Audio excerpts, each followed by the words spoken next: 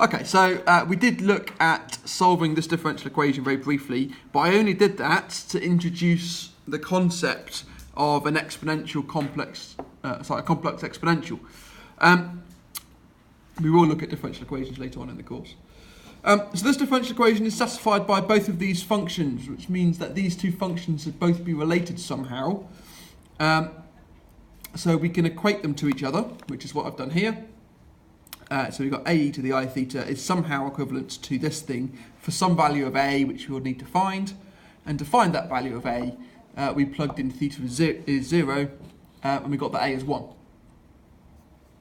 Okay, plug in theta is 0 here. E to the 0 is just the number 1, so I'm left with a on the left. Cos of 0 is 1, and sine of 0 is 0. So we're left with a equals 1 plus 0, therefore a is 1. Which gives us this identity. Cos of theta plus I sine of theta is identical to e to the I theta.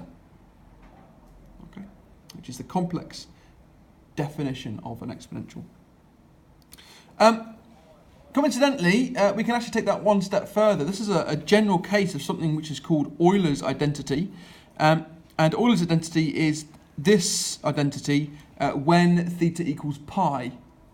And when theta equals pi, okay, we'll get cos of pi is minus 1, sine of pi is also 0, so that'll disappear again, and we're left with e to the I pi. Rearrange that identity, and we get e to the I pi plus 1 is identical to 0, which is a very famous identity, mainly because, A, of its simplicity. Okay, it's a very simple identity, it's e to the I pi plus 1 equals 0. But it features so much. It's got kind of three fundamental mathematical constants, e, I, and pi. It's got three fundamental laws of operations, addition, multiplication, and exponentiation. And it's also got the additive identity and the multiplicative identity, all wrapped up in one neat little identity. Very, very clever.